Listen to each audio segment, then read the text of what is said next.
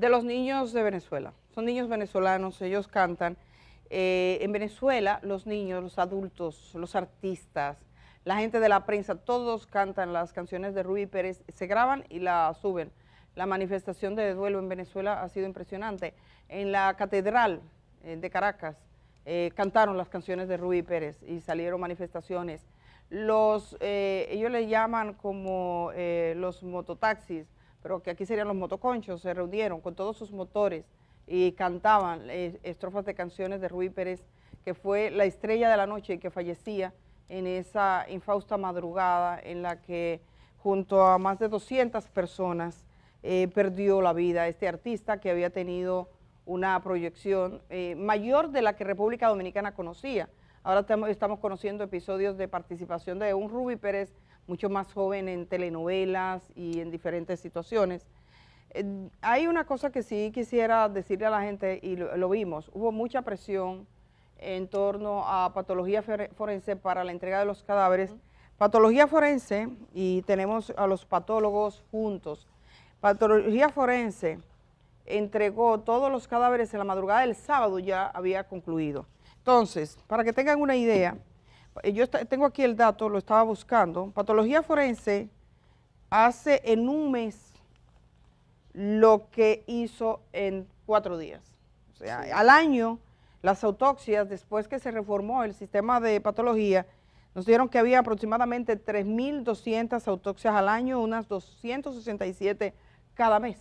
Y realizaron poco más de 220 autopsias en cadáveres que estaban en muy mal estado algunos, en pocas horas, y la gente que ha tenido un fallecido de manera trágica sabe que esto siempre lleva un proceso, que lleva unos días, en tiempos normales, y estuvieron dando respuesta. La primera entrega de cuerpos fue de 32, posteriormente siguieron entregando, entonces en las redes sociales y todo, se dijo mucho. Yo quiero poner, por favor, señor director, a los patólogos que estaban muy afectados y rezaban cuando terminaron de hacer su trabajo esa madrugada. Para poder ayudar a nuestros amigos, compañeros, vecinos, a nuestras naciones, a nuestros vecinos, para que tú, Señor, estés siempre con cada uno de nosotros. Los patólogos y el personal, todo el personal que asistió, yo creo que necesita cierta intervención. Sí, está muy afectado, así como vieron al general Méndez llorar, que he visto, de hecho hay un audio de una joven por ahí que dice cómo lloraban los que le llevaron en el rescate. Ellos se cansaban en momentos que no podían. Es una situación, decían, que sobrepasa la capacidad que uno puede imaginar. Entonces, queremos agradecer desde aquí a todo ese personal. Se dijeron muchas cosas, hay gente que dentro de ese dolor pues se vuelve muy agresiva porque está viviendo una situación que no esperaba, pero eso no es culpa de nadie. Hubo mucha gente que trabajó de voluntaria, voluntarios que llegaron a salvar vidas, y es un trabajo que se agradece y todo el mundo se pone en el lugar del otro. Así que Patología trabajó de manera rápida y al final pudieron corresponder a esta tragedia. Eso tiene una implicación legal, tener un documento, porque también ustedes vieron a un disparatoso que se puso a decir que él había sido un afectado del YECE. Así, y con otro accidente, que lo apresaron. 4 personas. Pero no, había uno que era el que decía que había sido afectado, habían 3 que era que publicaron la fotografía de Rubí Pérez que alguien tomó. Y fue un accidente pero motor. Pero él se dijo que él estaba creando contenido, cosa que le escuché decir hace poco a otro, que cogió un machete, se fue detrás de una mujer en una cerca que él que iba a matarla y se grabó.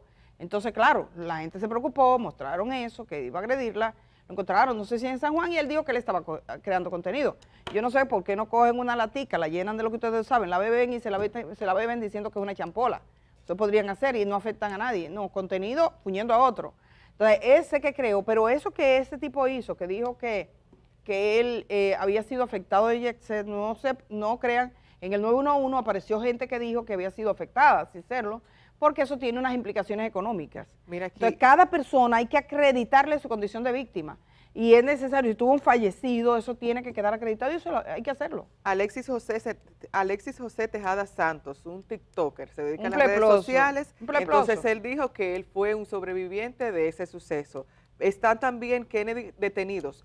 Kennedy Reyes Sosa, de 41 años, residente en Pueblo Nuevo de los Alcarrizos, quien difundió imágenes de los cadáveres. Señores, tengamos compasión y decencia. Está también Moisés Emmanuel Núñez Díaz, de 31 años, por igual lo arrestaron por difundir imágenes de las personas que lamentablemente perdieron la vida en este suceso. Básicamente la imagen de Ruby Pérez del cadáver que fue tomado por alguien que lo filtró, que eso es otro, ¿quién filtró la imagen?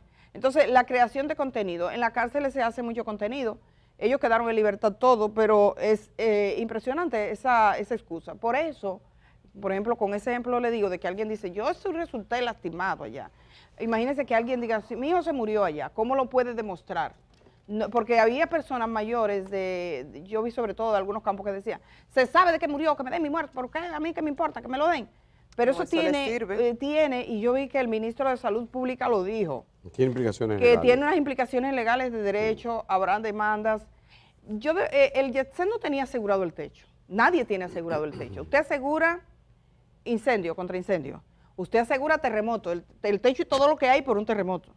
Se asegura incluso granizadas en países donde hay granizadas y en eso remolinos que destruyen propiedades, eso se asegura en determinados países, aquí no se necesita prácticamente. Se asegura contra inundaciones y todo lo que implica ese tipo de cosas, contra una quemadura porque con agua, daños, un alto voltaje en la nevera, eso es pero nadie asegura, ninguna empresa tiene una cosa que se llame seguro sin que ofrezca, sin que exista una situación previa de un terremoto o algo, el techo. Es decir, el Jetset tenía seguros, pero dudo mucho que esos seguros, habrá una discusión legal hasta dónde dan, porque no está asegurado. Caída de techo, eso no figura en un seguro. Eso no está previsto que los techos se caigan. Eso no está previsto. De todas maneras, eso tiene una implicación múltiple, de todo lo que implica, y toda esa gente va a necesitar tener ciertos niveles de representatividad. Así que por eso fue que pasó y finalmente los patólogos entregaron el fruto de su trabajo. Indira tenía otra mirada, algunos aspectos acá. Bueno, nosotros nos preguntamos, y este es el momento de hacernos varias interrogantes, pero una de ellas es cuáles son esas entidades que se supone que tienen que inspeccionar y regular las instituciones privadas. Hablamos mucho sobre instituciones públicas, pero ¿quién?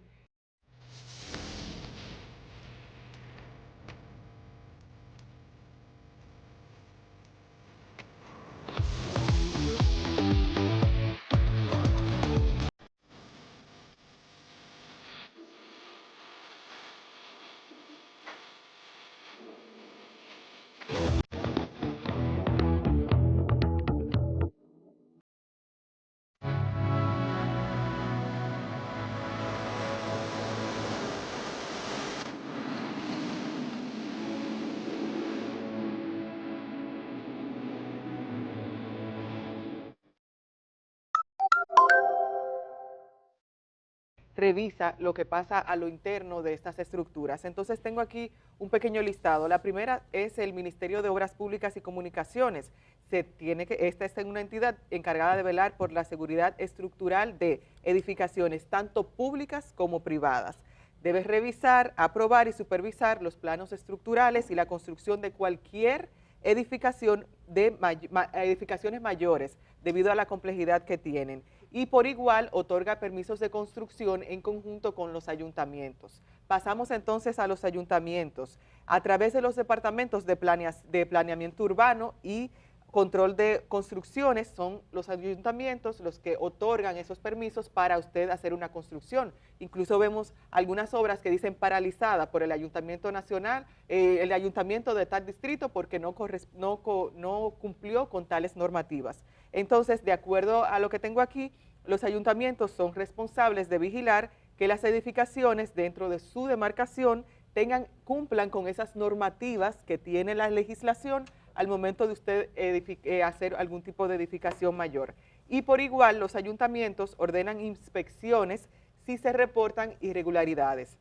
Están también la Dirección de Planeamiento Urbano Nacional. Esa entidad colabora junto con el gobierno central en temas de ordenamiento territorial y planificación urbana. Participa en la elaboración y supervisión de normativas urbanísticas. Está por igual otra entidad que nosotros comentábamos aquí mencionando esos desastres que ocurrieron, por ejemplo, esta es el CODIA. Recuerden que mencionábamos cuando se cayó el techo y demás. El CODIA no es una entidad fiscalizadora de por sí, Pero, ¿qué pasa? Que es una entidad a la que se puede consultar. Y también, exacto, una asesora que ofrece consultoría y supervisión técnica y también puede participar en peritajes e inspecciones cuando se le solicita. Si usted necesita una inspección del CODIA, se puede acercar, especialmente en situaciones de conflicto o denuncia. Si hay algún tipo de denuncia, el CODIA interviene ahí con esa consulta. Y por igual tenemos, esos son entidades. Entonces, ¿qué pasa? Hay una normativa que se supone es la que se sigue en medio de todos estos procesos de inspección y regulación. Está un reglamento de zonificación y uso de suelo que tiene cada municipio tiene sus normas. El reglamento R001 sobre análisis sísmico de estructuras, se supone que eso es una normativa que se tiene que seguir y es muy importante eso para edificaciones privadas. Está también otro reglamento que es para diseño y construcción de edificaciones, ese es el R004. Bueno. Y por igual hay normas de accesibilidad, medio ambiente y uso de materiales. Ahora bien, para finalizar, ¿qué pasa cuando hay una edificación que ya se construyó y una edificación privada? Ahí es que hay una especie de tranque, porque en una edificación privada se inspecciona si hay un reporte o una denuncia formal del estado de esa edificación, si hay una remodelación que quiere hacer el propietario o la propietaria y requiere un permiso, si hay un daño que sufre por algún evento natural, un terremoto, etcétera, si hay una ordenanza municipal que dice hay que revisar tal edificio y finalmente si hay una ordenanza municipal, ahí es cuando interviene Obras Públicas y el ayuntamiento. Entonces, básicamente, estas serían las entidades que se supone deben velar porque las edificaciones privadas cumplan con ciertas normas. Aún así, si nos ponemos a examinar esto, queda mucho vacío, queda mucho a disposición del propietario o de la propietaria en este caso. Mira, con respecto a las reglas, que vamos a tener que regresar sobre ellas, me están diciendo algunas acá, y algunos abogados le agradecemos que están colaborando. Yo creo que es un trabajo pendiente de entrevistar a algunas personas a ver cómo se hace, sobre todo porque tenemos aquí una que me está mandando de Ministerio de Obras Públicas, la ley 687-82 sobre normas de construcción. Ministerio de Obras Públicas tiene la obligación legal de aprobar los planos estructurales. Yo creo que muchas de estas cosas pasaron para el MIBET, Ministerio de la Vivienda. Muchas de las capacidades que tenía el Ministerio de Obras Públicas fueron al MIBET. Entonces, de hecho me hablaban de que en el MIBET había muchas entidades para ejecutar esas normas, todavía como que estaban en proceso. Recibo la primera querella, debe ser esta la primera querella que se deposita hoy a las 9 de la mañana contra, en este caso, el señor Antonio Espaillat López, Ana Grecia López, Inversiones Yesef Club y el Estado Dominicano en materia civil, imputados. El Estado Dominicano también en materia civil, Ministerio de Obras Públicas y Comunicaciones y la Alcaldía del Distrito Nacional. Esta representación del señor fallecido Virgilio Rafael Cruz Aponte corre a cargo del abogado Félix Porte, que representará los intereses de la familia en esta acusación que se deposita esta mañana. Creo que debe ser la primera que se va a depositar.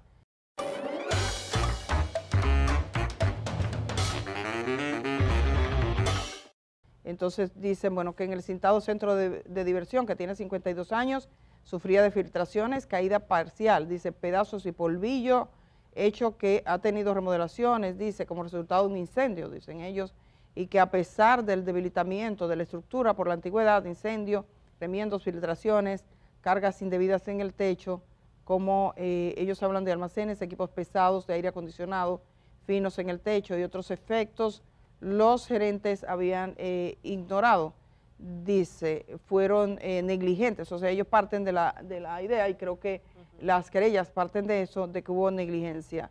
Dice, al no realizar una planificación adecuada en la expansión, modificaciones, diseños de seguridad, fortalecimiento de las estructuras y del techo del edificio, se han observado las regulaciones y normas del efecto.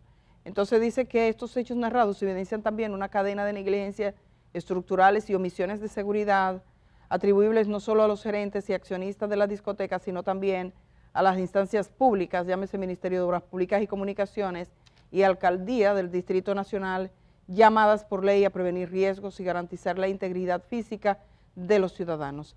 Entonces lo estiman como un fallo y según el acta de función, este señor Virgilio Rafael Cruz Aponte murió por trauma contuso, acompañado de contusión, hemorragia cerebral, producto del impacto en el colapso de la estructura sobre su cabeza. Entonces ahí hace referencia a todo lo ocurrido. Esto vamos a encontrar, hay quienes están preparando demandas colectivas juntos.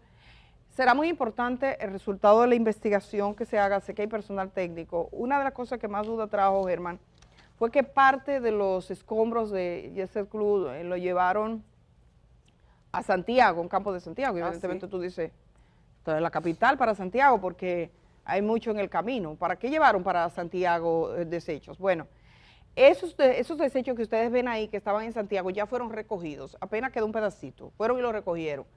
Lo que dice, vi que el mismo Reyes Madera decía, es que una de las personas que estaba trasladando con camiones los desechos hasta, creo que es en la feria ganadera, que lo están poniendo para investigación, se salió del grupo, que él no sabía, no conocía bien la capital, conocía Santiago, él pensó que era votando que estaban, y cogió para Santiago a llevar los desechos. O sea, se fue yo no sé si se escucha la voz de este periodista que está narrando, de Onelio Domínguez. ¿La podemos escuchar, señor director?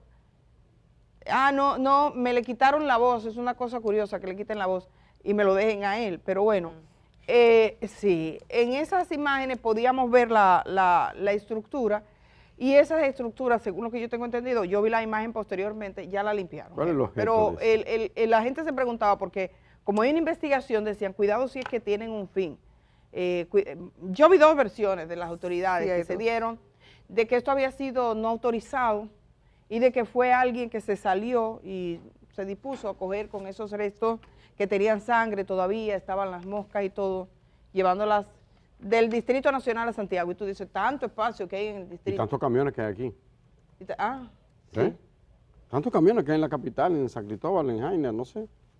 A mí me llama la atención, se me hace raro eso, pero... ¿Te pareció raro? No sabemos el fin, porque no, dice que tenían dice que para ayudar, evidencia. que mandó una empresa, mandó a ayudar, ayudar desde Santiago, oigan, 200 kilómetros, de 150 kilómetros, desde Santiago acá. Y entonces, en vez de botarlo, como es lo que normalmente hace una gente, bueno, me llevo esta carga, la tiro donde pueda. Pero que no había que botarla porque... No, pero sabía andar en la capital, suponte que si se va para Santiago, no conoce la capital y se va para Santiago. Eso, no sé, me suena raro eso. Sí, pero es que... muy raro. Que se perdieron en el camino, pero ¿con quién coordinaron llevárselo para Santiago? O sea, ¿con orden de quién? ¿Por qué se fueron? Nos queda es como de esos eso suele ocurrir con los casos así. No, uno no quiere sembrar de duda, pero todo el que está dice, ¿por qué Santiago? Indira, tú tenías ahí la nota, lo que decía era como que él no el conocía. encargado de equipos del señor Ramón Rodríguez, de la empresa contratista que trabaja en la obra del monorriel, fue quien dio parte sobre lo que pasó. Entonces, de acuerdo a lo que él dice que no hay nada oculto, que el equipo que fue desde aquí no sabía andar en la capital, ni sabía dónde había un vertedero para botar eso, y nosotros le autorizamos para que lo trajera acá, a Santiago, porque aquí es donde botamos los desperdicios del monorriel. Pero es que eso no es un desperdicio, eso no es un desperdicio cualquiera, eso es parte de una investigación. Prueba, de un hecho. Necesitan indagar, necesitan mirar, necesitan ver cómo era la estructura. Yo vi un señor que puso una imagen de un video, dice, pensar que al lado de mi casa tengo una construcción y llevan 5 días dando mandarriazo y no han podido destruir el techo. Pues miren la varilla, y entonces dice, esto está más fuerte, la gente sabe lo que es un techo, no está llamado a destruirse de esa manera. Entonces, todo lo que es evidencia. ¡Di que sí! A los carnavales sin síntomas de resaca con Alka-Seltzer Boost. Física dice, bueno, que tienen una parte que parece que con la parte que tienen ya es suficiente. Y no hay un inspector, hay algún inspector y alguien o alguien que esté ahí diciendo esto va para acá, o usted fue quien se llevó esto, déjeme anotar quién fue. O sea, eso me preocupa. Que tiene que haber está a menos de un ahí. kilómetro, la llamada feria ganadera está a menos de un kilómetro. Y existe a menos de un kilómetro. Ahora nadie, mira, y ahora nadie se pierde en ninguna parte, porque si usted es un buscador, tú pones. Pero mira pero que todos estaban pasando, es menos de un kilómetro. Mismo, la feria ganadera. Tú pones y te dice si hay policía en el camino. Cuando tú vas en la carretera, tú pones y te dice, alerta. Te aparece la carita. Usted tendrá un policía o tendrá... Entonces, yo no sé si tú has visto en Washington, en el Museo de Noticias, creo que tú has estado ahí. Ah, ya lo cerraron. Lo cerraron, sí. Bueno, Donald Trump está cerrando todo. No, pero en fue ese antes. museo hay un pedazo del muro de Berlín. ¿Mm? ¿Qué Yo son me esos imaginé, votos así? digo yo, ¿y para qué llevarán esto? Van aquí, empiezan en unos años a No hacer hacer nada, un no, yeset eso y es- decir no. esto fue parte del yeset. No, No, sé. no, no, Se no, me ocurrió no. eso, lo único que tiene. Eso lo tiraron como basura relleno. Ajá. Imagínese El otra Pero es que trazo- no tiene sentido. Eso es muy Delicado. delicado, tomando en cuenta, señores, tiene tenemos sentido. demasiada gente fallecida. Cualquier signo que se haga con algo de ahí Claro. debe ser claro, transparente, sometido al escrutinio. No puede Jofer decidir o alguien que no tiene que ver con y eso. que me lo me llevo. desvío con eso, porque eso es parte del escrutinio judicial. O sea, yo espero que a partir de ahora esto no ocurra. Ellos lo que hicieron fue que lo quitaron. No sabemos si lo trajeron para acá otra vez o qué hicieron con eso, pero lo quitaron del sitio porque se estaba convirtiendo en un lugar de peregrinación de la prensa, que fue allí a preguntarse que por qué llevaron eso ahí. Hay algunas cosas, antes de irnos a la pausa, para decirles a ustedes. Ayer fallecía Mario Vargas Llosa, premio Nobel de Literatura, que ha marcado toda una generación de lectores en el mundo entero, uno de los escritores más destacados de América Latina. Premio Nobel de Literatura y figura, por supuesto, emblemática. Mario Vargas Llosa, que está en la página número 4, su imagen, porque lo pedíamos anoche. Mario Vargas Llosa. Considerado el último monstruo de la literatura latinoamericana. Efectivamente. Acuérdate que solo hay Del 5, boom. sí, del boom, aquella boom latinoamericana de los 60, es uno de los 5 premios Nobel que tiene la literatura latinoamericana, es decir, tú tienes ahí a Miguel Ángel Asturias, ¿verdad que sí? Gabriela Mistral, Pablo Neruda, García Márquez y precisamente Vargas Llosa. Quien escribió sobre República Dominicana, Sí, se le la conoció fiesta del aquí chivo. mucho por la fiesta del chivo y se le otorgó también la nacionalidad dominicana. Ujú. A él se le otorgó aquí en mayo de 2023 el presidente Luis Abinader. Sí. Efectivamente, pues su hijo publicó una extensa nota donde comunicó el fallecimiento del escritor, que recientemente hacían una comparación, lo llevaron a un lugar donde él solía escribir y estar, y pusieron una fotografía de él con poco más de 20 años y después ya con la vejez, él 89 tenía. peruano, sí, peruano, Ujú. pues falleció. Y ayer iniciábamos la Semana Santa, hoy es lunes santo. Nosotros ayer con el Domingo de Ramos se hicieron procesiones, la zona colonial no fue la excepción, sobre todo porque en este centro siempre como que estamos pendientes de las diferentes actividades. El domingo los feligreses, y nosotros escogimos la de la zona colonial, que estuvieron en las Mercedes para dar inicio a esta Semana Santa. La procesión de Domingo de Ramos, que marca oficialmente y está inmediatamente después de Vargas Llosa estas imágenes, señor director, de esa procesión de Domingo de Ramos en la zona colonial de Santo Domingo. No sé si es posible compartirla o simplemente la pasamos un poquito más adelante. ¿Me pueden mostrar, por favor, esa que es una? Porque está marcando. Nosotros tenemos hasta el viernes. Ayer también había en la catedral, en la misa, el arzobispo de la arquidiócesis de Santo Domingo. ¿Me pueden escuchar? Porque yo los escucho a ustedes. Por favor, a ver si podemos tener las imágenes de Ramos con nosotros. Efectivamente, ¿será que yo lo pida primero y hable después? Hacemos ese negocio, ese acuerdo. Vamos a hacerlo aquí. La arquidiócesis de Santo Domingo pedía que se haga un monumento, un centro en el lugar de la tragedia. Mucha gente ha dicho hacer algo, un gesto en ese lugar, en ese terreno, donde quedó sepultada tanta gente. Hemos visto las vigilias que se realizan. Y también hay informaciones con respecto a China y Estados Unidos. Estos días no hemos podido ocupar tanto tiempo a esto desde ese día, desde el martes. Prácticamente la agenda informativa de nuestro país cambió. Entonces, en el caso de Donald Trump, pero sí, Donald Trump reculó en algunos aspectos. ha tenido que recular, efectivamente. Recuerden ustedes brevemente así decir que ha habido una escalada en esto de los aranceles, que inició con eso poner primero un 20%, luego un 34%, luego un 54%, luego un 75%, hasta que lo llevó a 145%, algo increíble, asombroso. China respondió poniendo un 125% a los aranceles. Tú me das, yo te doy. Tú me das, yo te doy, una escalada en esto, pero los analistas decían, mira, esto es insostenible, no se puede mantener ese asunto, es como darse un tiro en el pie. Estados Unidos va a sufrir, la inflación va a subir, se habla de recesión en Estados Unidos, se habla incluso de estanflación, que es recesión más inflación, más la inflación, es decir, no crecimiento más. Llegó la hora de pasar por tu sucursal favorita de Little Caesars y disfrutar de una pizza grande de pepperoni con 8 riquísimos pedazos por tan solo 350 pesitos. Solo en Little Caesars, la pizza más rica al mejor precio del país. Pizza, pizza. La subida de precio, una situación bastante difícil. Bueno, pues el último episodio de esta novela que aún no termina, de esta serie que aún sigue, es que Donald Trump anunció que recula y efectivamente excluye de los aranceles a todo lo que tenga que ver, ahí lo ven, con aparatos electrónicos, así los smartphones,